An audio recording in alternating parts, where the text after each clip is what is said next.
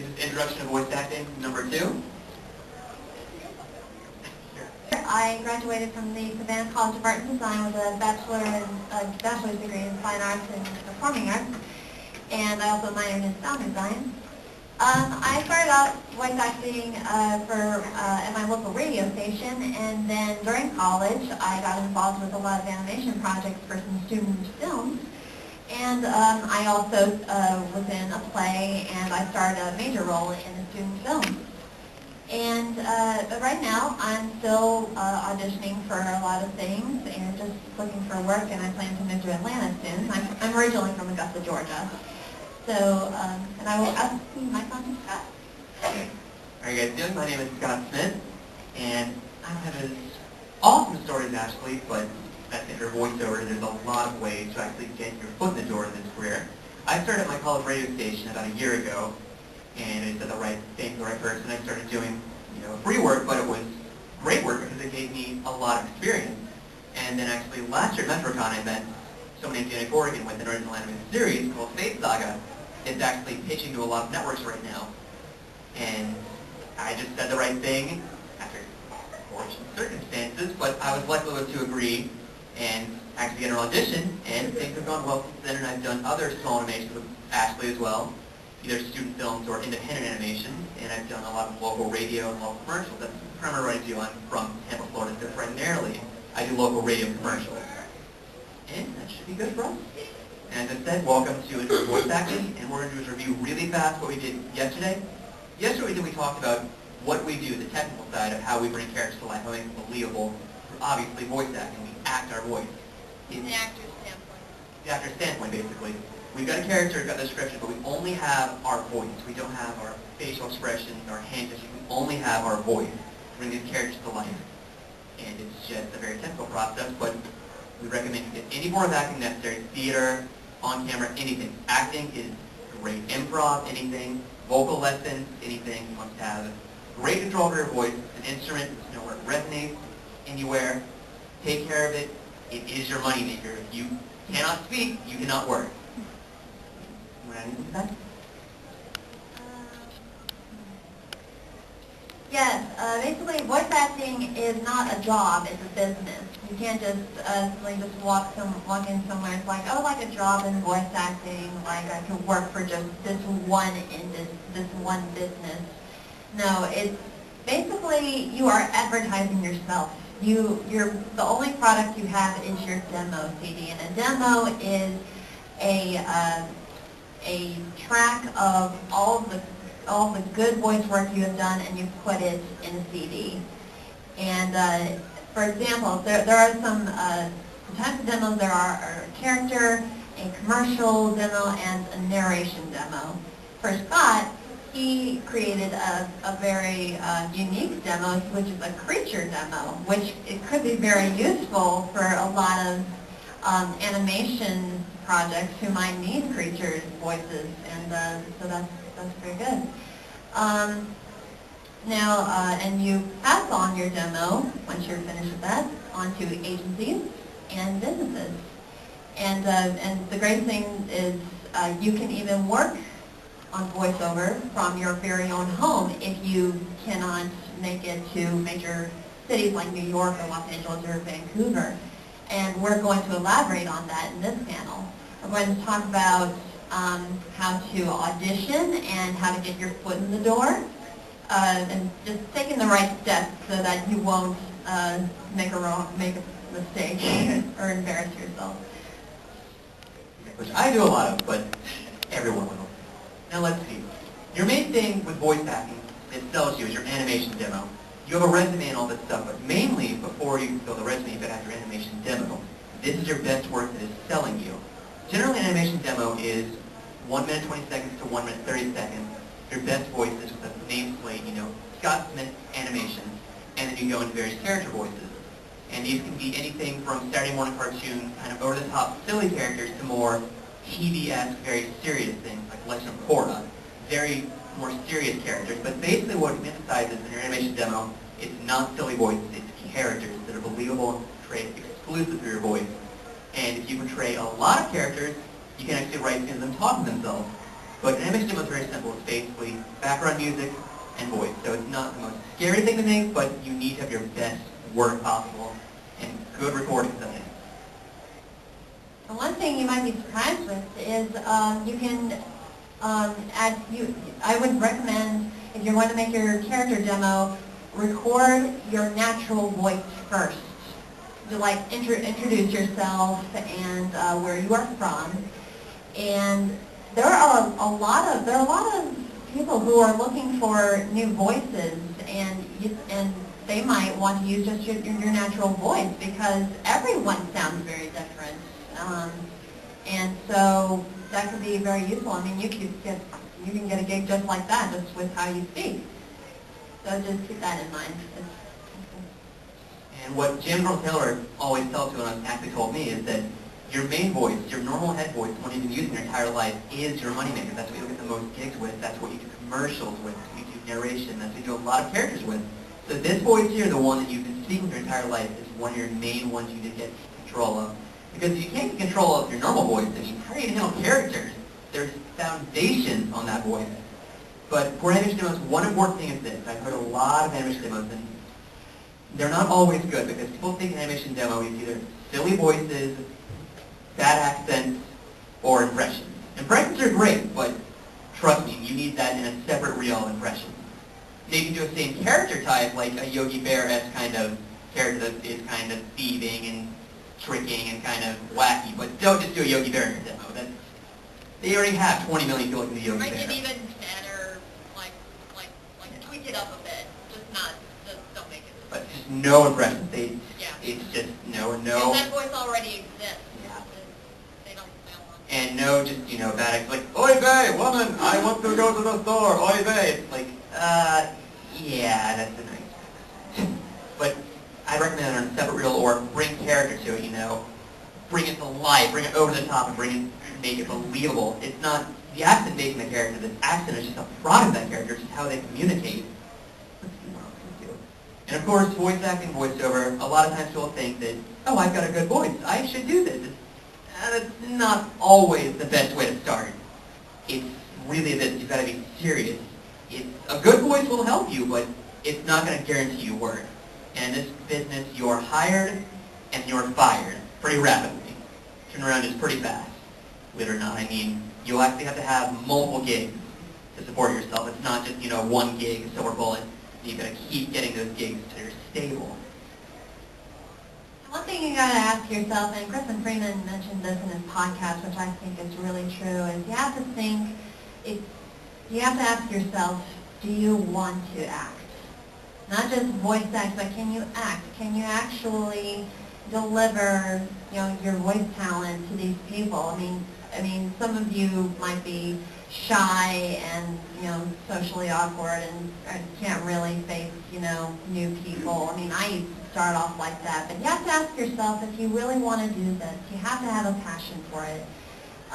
Because you're going to get rejected a lot of times, and you're probably not going to get your first gig in a year or two. But it's about persistence. Really get what you want and do anything it takes for you to get there. Practice, research, connect with people who know about the industry, and you have to be confident in yourself. That's very important. And the thing about voice acting is that generally, if you're in a busy enough city like Orlando, Tampa, Atlanta, you don't have to move to LA right away. You can actually start locally, because if you're going to go straight to LA and you've got nothing on your resume, you're fighting against not only other people who have nothing on their resume, but people that have things on their resume from out of town and the talent that's already established there. It would just be a dumb move to just go there without any experience or any knowledge. It's just asking to end up, leaving LA unfortunately broken. But the important thing is this: there's industry everywhere, there's radio stations everywhere, there's commercial production everywhere, there's media everywhere. And just simply start off and look in Google or anything, like Yellow Pages, look for production houses that make original content or make commercials or media or radio. That's a great place to start.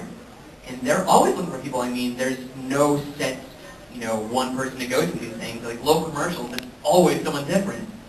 So always look into that. I mean, there's Bright House here, which is in Tampa, which is someone I've actually been in contact with. I've done a few of their commercials.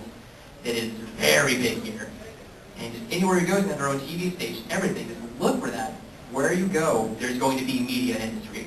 I mean, unless you're in a small village. But luckily, most of you, I'm sure, are from a big enough town where there's going to be TV, media, industry, radio. There's going to be everything.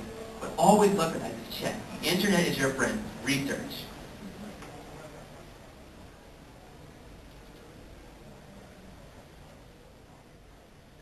Yeah, sure. Okay, and like I said before, if you can't make it over to LA or New York or any major cities and you can't afford to move there, you can start in your very own home. And, well, Scott could, discuss about the mics and equipment that you need better than I can, but most voice actors use a condenser cardioid mic because it gets rid of all the noises in the background, and it's just it's better quality for your voice recording. And both of us have a home recording studio in our closet. And all you have to do is just soundproof it. What we use are like what's it called? Studio phone, basically. Yeah, studio foam. I mean, it's expensive, but you can start off with like bed foam. Like even the clothes in your closet. I mean, that sucks up the sound waves, so that's good. And so you can start that off, and then just clap to make sure that you don't hear any reverb or any echo. Just so that clap and make sure that the sound doesn't bounce off the walls. And then get the interfaces you need and a computer, and make sure you have the software like Adobe Audition and Pro Tools or GarageBand. Yes? I have a snowball microphone. It's by Blue, and I want to know if you guys have any opinions on that. Well, the Blue Snowball is actually a really good microphone for starting out on it. It's $100, but it's really high quality for what you get. I mean, I wouldn't record, the stuff that I do with it because I'm on an agency, so I have to send those out every now and then, and I've got to do other bigger projects. So I wouldn't recommend it for the bigger stuff, but starting out, that is great. You can make actually a demo on a Blue Snowball because they're not going to be as super picky about that, but once you start getting more gigs, I would really invest in a better microphone. A Blue Snowball, $100 is a great mic to start out with. So I would recommend that actually. Yeah. Those starter microphones are really great. What I recommend because they're usually best by microphones. Best thing to maybe do is just getting it closer against the noise ratio. That way you can really lower that noise and get more true voice. Yeah, exactly. I mean, the noise floor is one of the most important things in any recording. I know musicians that record a lot of stuff, and basically you want to get that signal only and nothing outside. That's why they recorded padded rooms with very little interference from the AC or the computer hum. It's basically carpeted walls, padded walls, so that, there's none of that, basically. It's a dry signal. If they need an echo in a show or commercial, they'll add that with plugins. So you want the clean signal so they have everything to work with. So that's very important. Because agents and the professionals who hear your voice, they just want to hear your voice. They don't want to hear what's going on in the background. So also make sure that your AC is off because mics are very sensitive. They can pick up every little thing. So just try to work with any noise interferences that could go on as you record.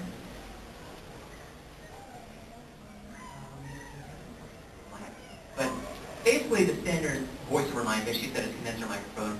And the good thing about condenser is that it's very good at picking up subtleties, whispering, moving close, yelling, move back. Basically, you control the volume mic by how far away you are, how close you are. It's, it's a lot more sensitive than, one of these guys, because you're kind of, they just kind of stop and cut out. But these guys are amazing, they're great, they pick up a lot of stuff, and they're great for voice recording, they're perfect. And in case instead of a shock mount, which basically eliminates any of the sounds of harsh deliveries that would actually shake the mic and the mic stand, the mic is basically free floating, and you don't get this kind of weird kind of hummy, metal tingy sound in the background. And the weird circle thing in the front is called a pop filter. It stops, the center. So hear those on these microphones all the time, but with those, it stops the breath from hitting the mic, and the sound goes through just fine. And of course, you have the standard, obviously, mic stand, which you need, which I recommend, because holding all of that and reading is going to be a hassle. And plus, a lot of times you're acting, you're wanting very physical. So what happens from the analog signal of the microphone, it goes into a digital analog converter. I have a FireWire TAPCO unit that converts XLR to FireWire to computer. And basically, like, there's actually cables out there that are straight XLR to USB, which, if you're just starting out, is great. But if you want to move on to higher end stuff, you want your mic to go through to an actual, an actual unit that mixes it and gets control the volume, the level, everything. You want to be in control, basically, because the straight USB cable is going to give you only the volume in your audio workstation. Your audio workstation, back in the day, was reel heads and giant mixing boards. Now, you can get plugins in a simple computer program like GarageBand, Audacity. Those are all free. And you can start simply with that and an easy microphone to record yourself. And they've got lessons online, tutorials, how to actually record, everything. It's not as hard as it sounds. You can learn simple audio production for voiceover in probably a week or two for the simple stuff. And from there, it's not nearly as hard as you think. But the main thing is getting really good equipment if you're really serious and you want to do professional stuff, especially for websites. There's websites like Voices123, which they charge a fee, it's pay to play, but if you have good equipment and other stuff, it is a good investment on the side with your normal work.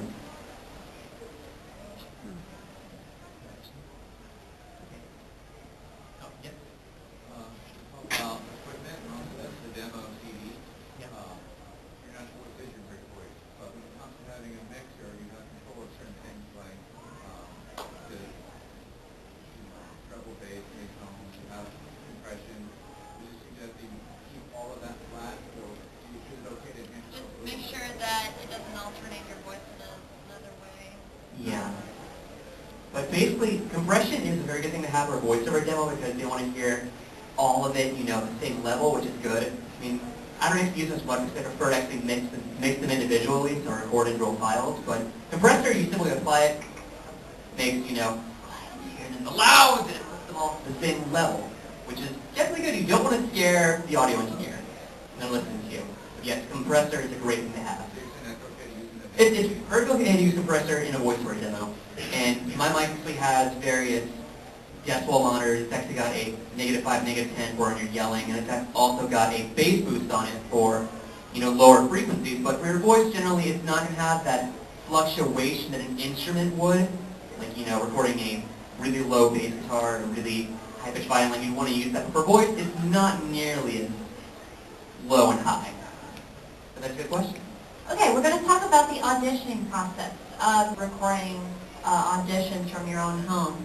Now, once you get word of an audition, like say, for example, for an animation project, and they give you, the list. They give you the list of characters and what their age is and what their personality is like.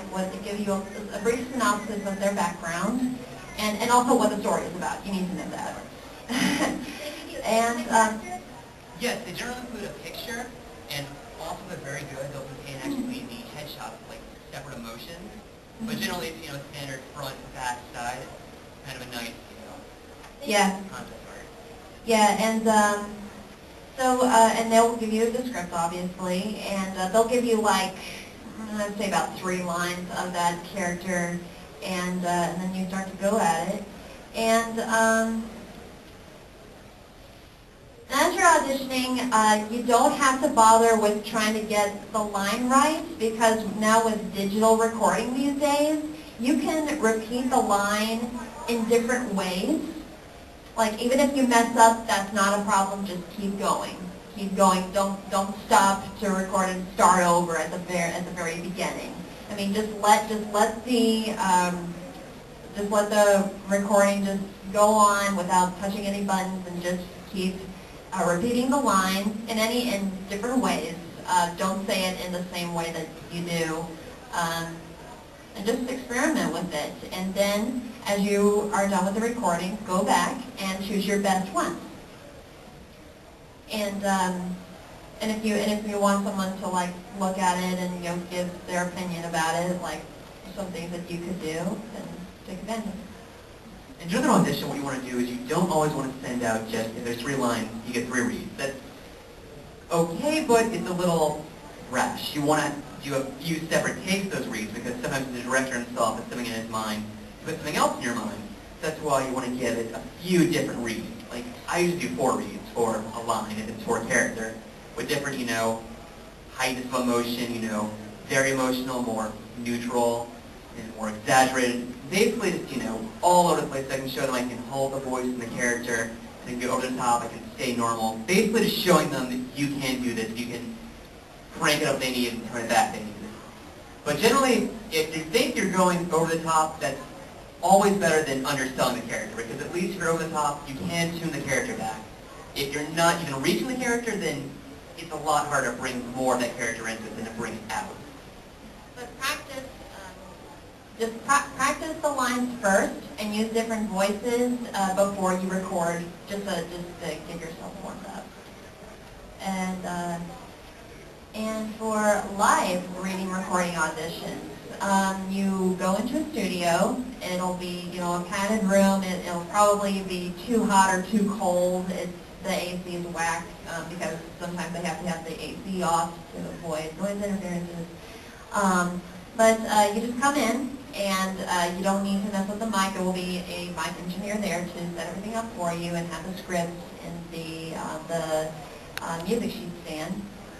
And the director will give you a synopsis of what the story's about, what the character you're auditioning for is.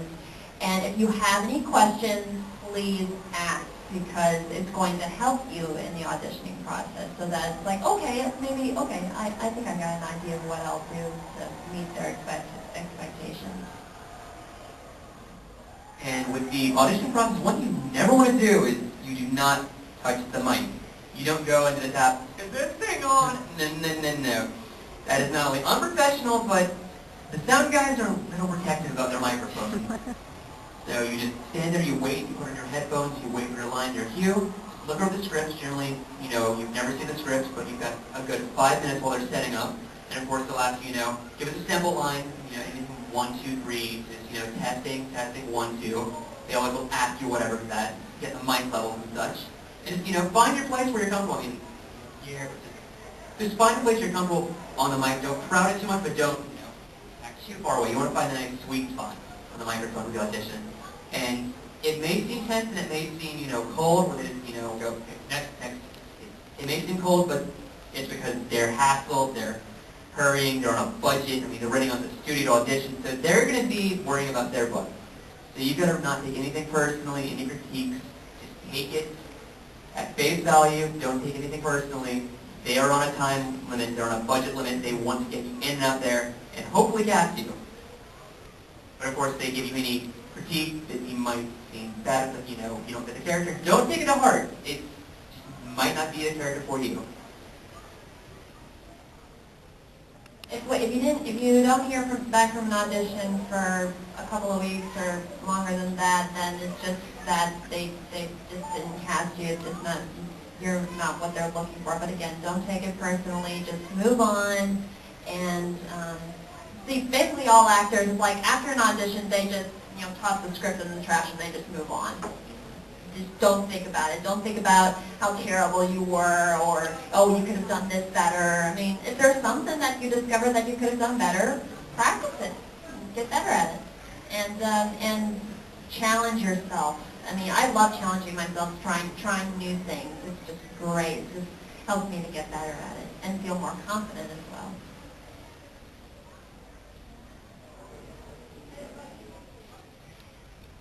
But in small productions, though, generally they're not as heavy on a schedule. And I will message, them back only once after a while. I see a lot of times say that the audition's on the 18th and the callbacks are on the 23rd. If I haven't heard back since the 26th, I'll go, hey, is everything well? I'm just checking to make sure everything's on schedule. Just a minor check. For smaller stuff, they will get back to you usually for feedback critique. But bigger stuff, you don't hear back to.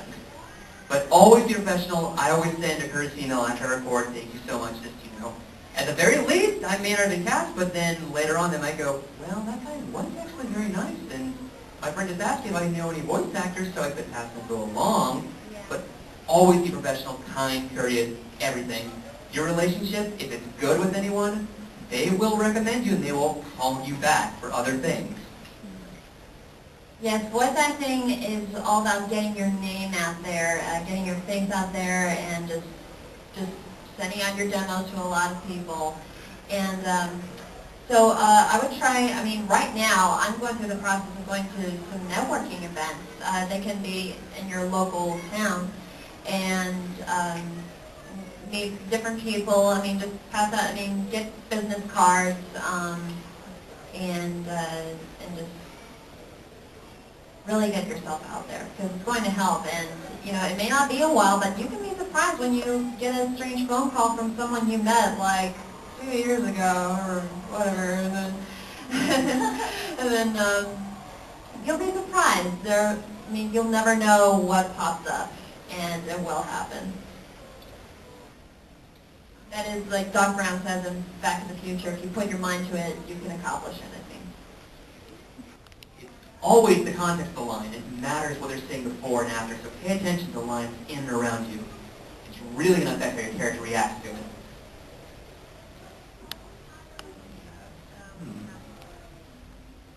17 minutes? That's awesome. And of course, be ready. Once you do the dry read, generally they'll let you keep going on with that, but then after that, the director will give their feedback. And you may be comfortable with the way you said that line before, but if the director doesn't like it, you've got to change it completely. And you can't be solid theater on the line. You can't just be, as Christopher Freeman said, Old MacDonalding. You can't say that line the same way, ah-da-da-da, ah-da-da-da. You've got to be able to change that, add pauses, beats, everything. You've got to change that. You can't just be solid staying in that one line. Even if you think it's gold, the director might not like it. So, for instance, let's say,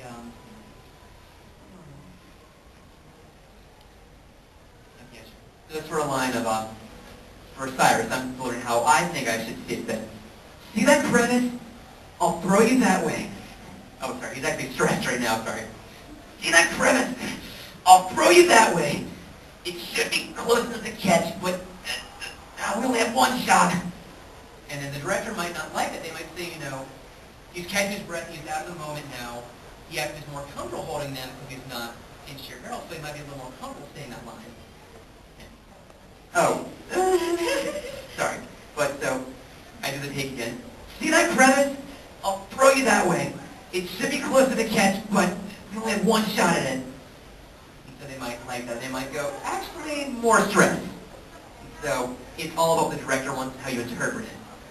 And actually, sometimes, believe it or not, if you're completely confused, say the line exactly like you said it before, and sometimes they like that. They just want to hear it again. That's how it works for them. Sometimes it's like, okay, I like it. It's like, I didn't change anything, but moving on. Sometimes directors want to hear it again. Just appease them.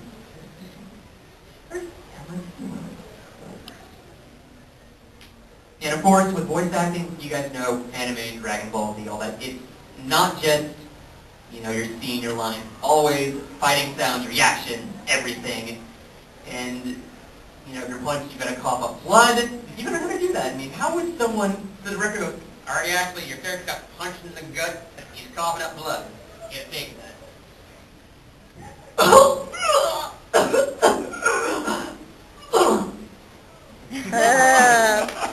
Exactly. And like a fall or something, like, you know, a fall down like 2 flights of stairs is going to sound different than falling off a curb. Like, you know, falling off a curb is like, no! Falling off the stairs is, no! Don't die! It all depends on what it is. I mean, there's not the scream for one thing. Everything is different. You have to picture the character actually falling down the stairs. It can't just be a blank mind and you just looking at a script. I mean, actually imagine the character. I mean, imagine just how painful it would be. I mean, it's like if you're getting punched in the stomach, actually like jerk back. You know, make the motion of like you're getting punched. So like, and that has an effect on your voice. Like, it's like, you know, suddenly jerk back like, and that just like suddenly takes my breath out. Takes my breath out of me. So, so I mean, just feel free to act it out. Just, you know, physical with it. And just imagine how painful it'll be and just how bloody it'll be. And unfortunately in practice, you don't always get access to scripts, but a good thing is that there's a lot of websites that actually have scripts written by fans from that scene. And you can practice that, or even practicing news clippings, giving it different emotions. I mean, I heard, who was it? It was a famous voice actor who was reading the photo book, and he said basically, I can make this sound emotional. Amazing. So he said like the first, like, you know, Adam Adamson, 491-5672. He's just saying how that, despite the fact that it's not really an intense or pointed line, giving an emotion can change it completely. And it's all about how you bring that line up, how you do it, become that character, be that character, the line. That should wrap it up. And again, with anything, with voiceover, don't just focus on just animation or anime dubbing. Explore everything. Do commercials. Do anything. Just don't spread yourself too thin. I mean, And don't work for just anime. yeah. Don't. A quick warning: anime You- does have the lowest pay of any form of animation or anything. I mean, looking up the actual website, Kyle Hubert's website, actually said that for California, for 2 hours, anime dubbing pays $50 for 2 hours. Now, keep in mind, that might sound like, yeah, that's pretty good, but if your character only has 2 episodes, you've only just made $50. That's, in California, that's not even going to cover your gas for that week. So it's something to really keep in mind. Anime is a great art form, but it does not pay the best. So you've got to have other reasons to do it. You've got other areas to study. But again, thank you so much for coming out. If you have any questions, please feel free to answer them right now. And if you would like to learn more about voice acting, I highly recommend you guys check out Crispin Freeman's voice